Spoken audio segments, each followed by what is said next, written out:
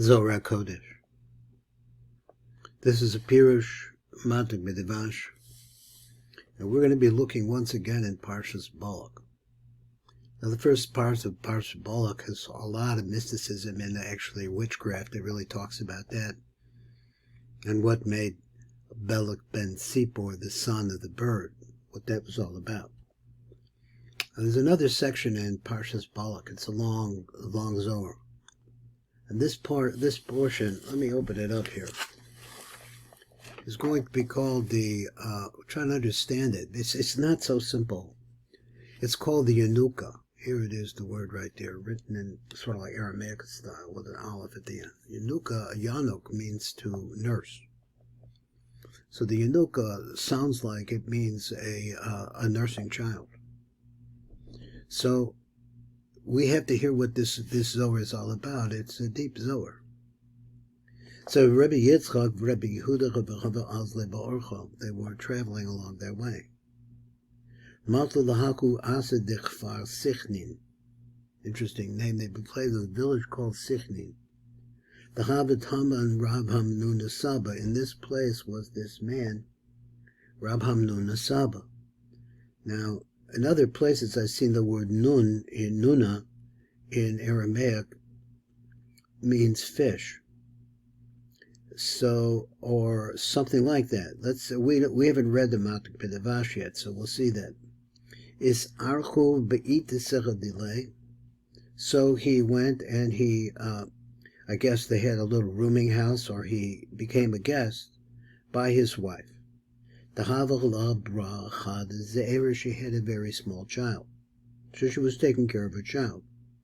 Then he says, "V'kol yoma havach b'beis every day he was in school. Hahu yoma sali b'bechad sifra v'asa the beis. But that particular day, he left school and he came home. Chamalon le'inin chachimim. So he saw these this Rabbi Yitzchak, Rabbi Yehuda, the Tanayim. He saw these great men. Amrale, so his mother said to him, Amale Ime, Kariv the Gabi Ilin Govrim Eloin, so go stand by these men. But Tarvach Menaichel Barkon, and you will get the blessing or the benefit of their tremendous blessing. Now let's see, we'll just read the Matok Midrash as much as we can. That's the light print here. And we read like this, Rabbi Yitzchak for Rabbi Yehuda, Rabbi Yocholchin B'derek. He gil the makom mahucha nikra kfar sichnin. So they came to this place called Kfar Sichnin. Shaho yiradar sham Rav Hamnuna Sabba. So I told you this Rav Hamnuna Sabba is something deep.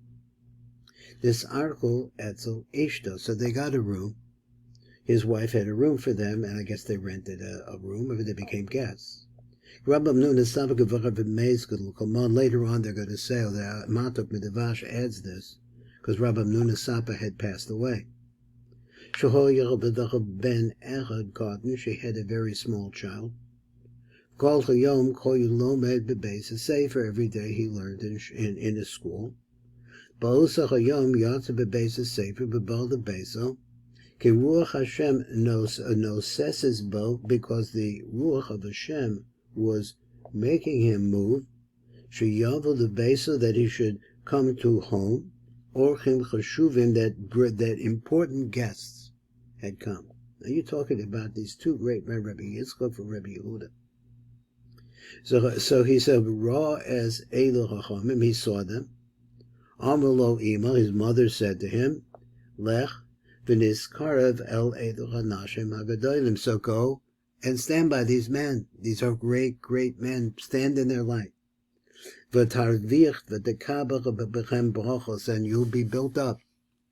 You'll gain a lot that will give you a bracha. So let's go back to, I'm not doing so bad in reading the Aramaic yet, so we'll go back to that. Carve the Gabayhul. So he came to them. He stood by them. Ad lo carve. But before he really got close, Ahada the Achra, he went back. Amalo Ime, so he said to his mother, Lo be'enda the carve of the Gabayhu, I don't really want to get close to them. The ha yomadah, because today, lo kara kriya shema. They didn't say kriya shema. V'holcha ulfili, Old Fida, and this is what has been taught to me. Kol mandalo kare kriya shemecha v'unose. Anyone who does not say kriya shema at its right time, benidu who kol chok yoma, he should be a nida. Nida means sent away, cast out on that particular day. Let's see if we have anything to add in the Matok Medavah. Should be a little bit of repeat for some. So he said, "V'karv the gabachon is karv etzlam." V'terem shehigia alechem, before he got to them, chaza the achrav, he went back. Amal Yela, the imus of the child, said to his mother, "Eini wrote to his karv alechem, I don't want to come near to them. Ki hayom no kara kriya shema, because bismana they didn't say kriya shema at its right time. Kach lom dechosi, and this is what they taught me. Ki kol mi shelo kara kriya shema bismana." Anyone who doesn't reach Kriya Shema at his right time, who call hakuyoma, this person should be in a state of nidui, which means to be cast away. Who benidui call osachayom mishum shebitl ramach tevel shebekriya Shema, because they nullified, or they did not employ the 248 words that we find in the Kriya Shema. Ne'afach alav ramach and what happens is that what they should have said winds up going into galus. I mean, in other words, exile. That's exile, I guess, is nidu, is a certain type of exile. Let's go back to the Zohar again. Shamo inen v'tavalhu. So they heard this. They heard this and they were wondered about it. Arimal yadaychu v'varchele. So they lifted up their hand and went to bless it. Amro. So they said, Vaday hochechu, you're right. You're absolutely right. We had another mitzvah to do. We got involved in making a wedding for a chosin and kala. The lo chav alone atzar kaicho, and they didn't have what they needed. They didn't have not enough money to make a wedding. And so that would put off their time to be able to mate. There was nobody to help. But we got involved. So because we got involved, we were not able to say Kriya Shema at its right time. This is a rule. Pater min a mitzvah. Anyone who's busy involved in a mitzvah, if another mitzvah was coming along, he's pater. So let's see the Matok Medavash. We get another reading, but he always adds a little of something we need. So they could hear what this child said. So the understanding that this child had, they were really amazed by it. So that they lifted up their hands. So it seems to be something with lifting of the hands. And they blessed him. We didn't say Kriya Shema at its right time. We didn't. Let me see. I'm supposed to be reading the Hebrew. The fish of Yoma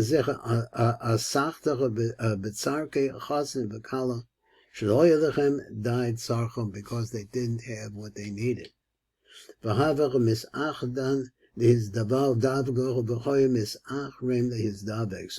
they would not be able to come together. So he said, back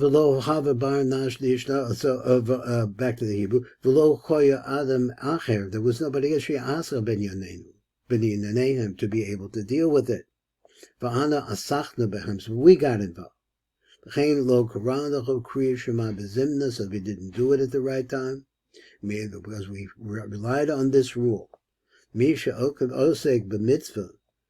min a mitzvah. This is all explained over there in Masechtas Sukkah, and he gives the site reference for that.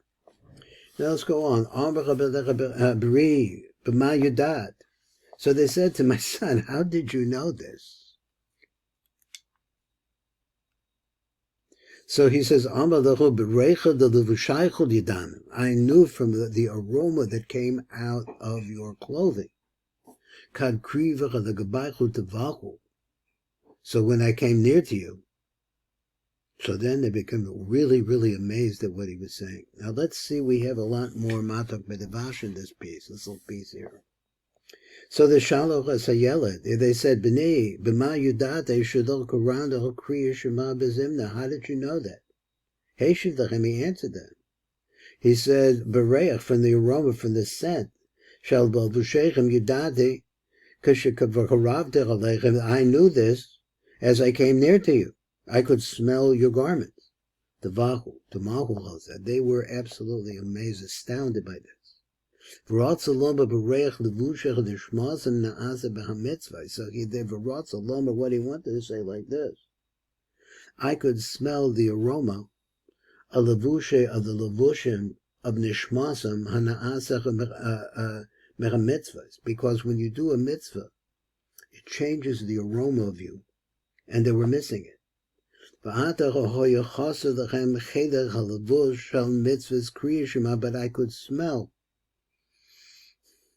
could smell the scent that was missing the levush of the mitzvahs of Kriya Shema.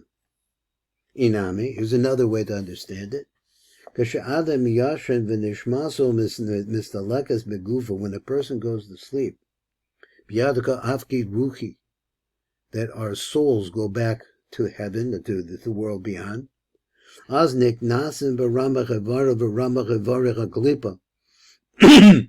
happens to the soul? It goes up into the 48 limbs of the klipa, of falseness. Just like there are 248 mitzvahs are saying. Just like we have these 248 mitzvahs, which is relegated to the Kriya Shema because it has 248 words.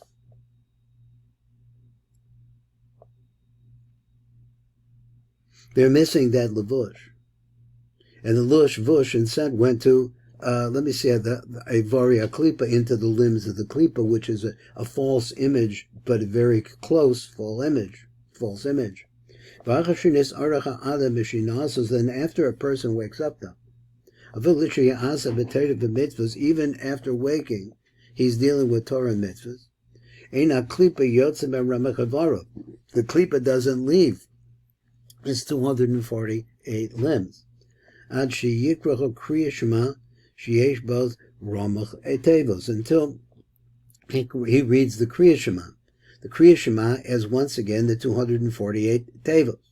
The fi sheyesh beKriya Shema segula shekol teva shuhu kora mefana hatuma me'ever achar meramach avaros. Let's translate. Because when you say the Kriya Shema, it is actually a power. Shekol teva, that every single word that you use, that you say, because there's 248 of them, shuhu kora mifana, cleans out hatuma that was in that one of those 248 avarim of our bodies, me'ever echad meharamach avara, because we have also 248 limbs and organs. Hagam she'aska b'mitzvahs, even though that they were, this is what he wants to say, even though they had another mitzvah, the mitzvah of making a chasana. Mitzvahs, v'hoya peturim b'kriya shema, and they were pater from the Kriya Shema.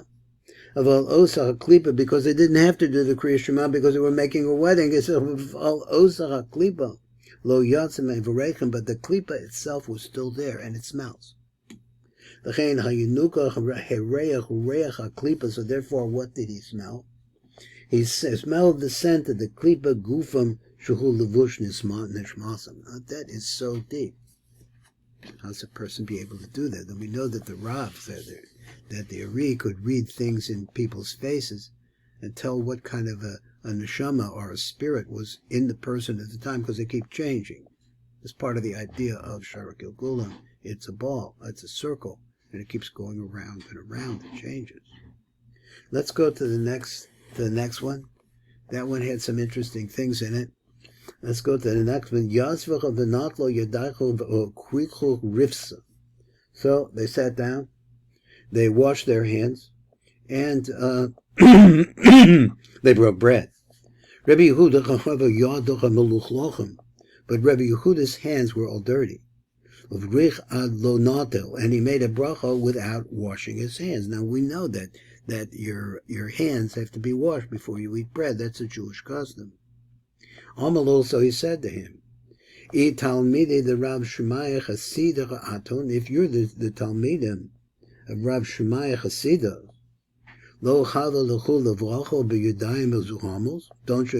You're not supposed to make a bracha on hands that are unclean. Uman devarach b'yadayim mezuchamos chayv mesa. It's a very powerful statement by this child. So let's go down. And let's see what he says in the Matok Medevash. So the Matok Medevash says, Yashvach l's'uda v'natlo yadechem. So they sat down to eat, they washed their hands, v'achlo lechem, and they ate bread. And then he said, Rabbi Yehuda Rabbi Choya yadam luchlachos. So for Omer, and then he said, that is Rabbi Yehuda said, that his hands were very dirty, ma'at, v'hu lo hikbid al kach, but he didn't care. In other words, what he meant to say is his hands were impure, because they had not been washed. So he said, but he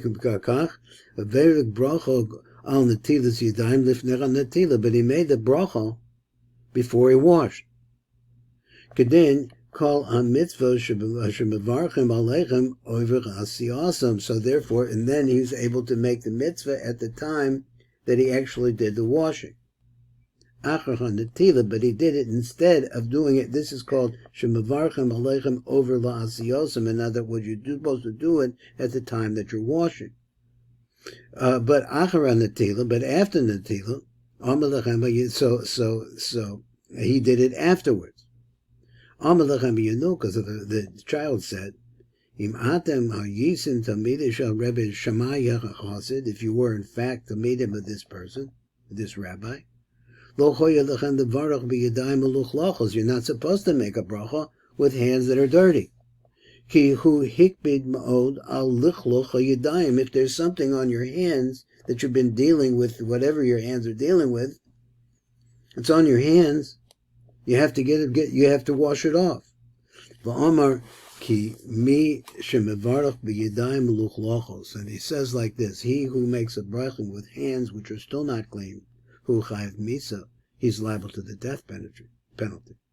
So the Matok Medevash adds in here, Ki Amar Chazal, the rabbi said, Ki Yodayim Uzuchamus Pasulas the bracha, they're forbidden, they're unfit to make a bracha on it. It's as if he's making fun or lowering the status of washing the hands. Amar Chazal, the rabbi said, Shena Akar Mina Oilam, that you could really uproot a person from the world. 1 minute, I'll be a little drink here. Well, let's go back up to the top. It says like this. Pasach Yanuka. So the Yanuka started to talk. And he said, when you come into the Holy Temple, so you have to wash your hands so you shouldn't die. Yalfidim a high cross, so we can learn out of from this pasuk. The mandalo chayish the high. A person doesn't care about this. He's not careful about this.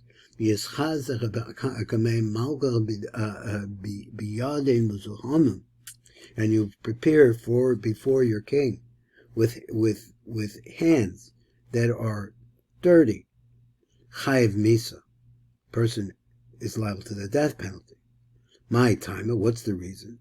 Begin the yadoy the bar nash, because the hands of a human being, yasbin berumah of shal olam, they actually, I don't know what he means, but they dwell in the highest places in the world.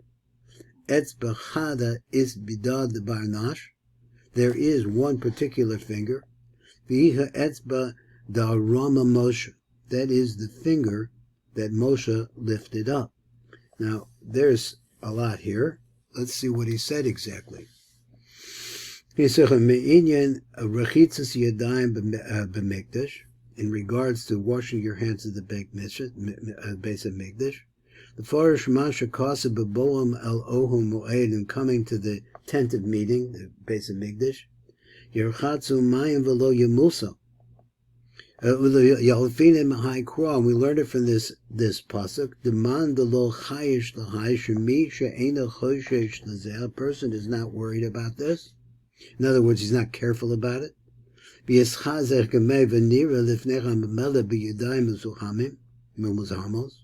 he appears before the king with hands which are dirty.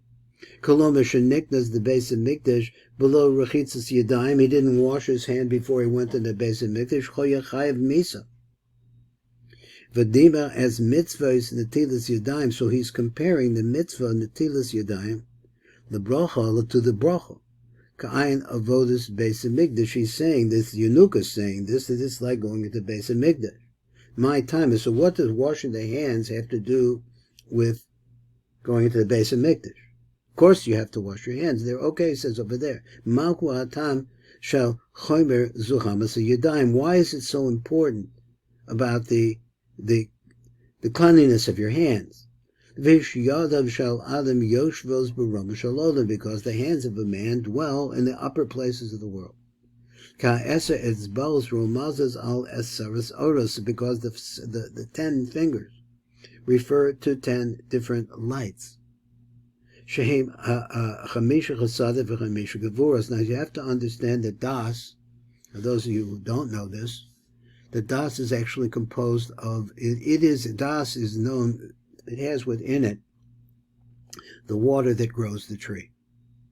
The water that grows the tree are 5 chasadim and 5 gevuros. The chasadim build up the tree of the zer anpin, the male aspect, and the gevuros build up the female aspect. Don't fight with your wife. She's made out of gevuros. She's tougher than you are. So he says, one finger. Yesh biyadu shal adam, that man has in his hand. The etzba emsois, this is the middle finger. The longest finger. Emsois hakadoda b'kol etzbos nikros Amma, which is called by the name Amma. He said, etzba shacharima Moshe, this is the same finger that Moshe lifted up. He connected the Tiferes Shabo, because it corresponds to his Tiferes. Shabo achos Moshe, because Moshe is the middle line, at which is the line of Tiferes. And when he lifted it up, Garam the Tiferes, the Alos the Gar. He calls the Tiferes to go up to the Gar, to the Gimel Rishonos. So understand like this. Is that we have a simple way of understanding the Rav by saying that we have a head, a body, and legs, and feet. So those are Rosh, Toch, Sof. It's the 3 different parts. And in order to be able to grow, for the body to grow, it needs shefa, which comes in the form, he mentions, of the 5 gevuros and the 5 chasadim. They built up the male and the female aspect of this world, the opposite aspects of this world that we live in. The idea is to bring them all together. But to bring them together, in other words, the function of the Jew in the world, is to make Yehudim, bring the light of God into the world in a way that it's manifest and it's all of its beauty within us and of our civilization. How do you get that? You have to get that from Chochmah Bina Das. That's the Gar. The Gar is called the Gimel Rishonos, which are Chochmah Bina Das. Those are the Mochin that need to come into the body in order to build up the body, to build up the female aspect of the body, which is on the back side of the male aspect. Remember Adam and Eve? And go back to that idea. This is what you need to be able to do. Now, there's a lot more, of course, to this, so we're going to conclude the shir right here. This is Baruch Fleischman. You've been listening to the Zohar HaKodesh with a Pirush of the Matok Medavash, Rabbi Daniel Frisch. Zohar HaKodesh.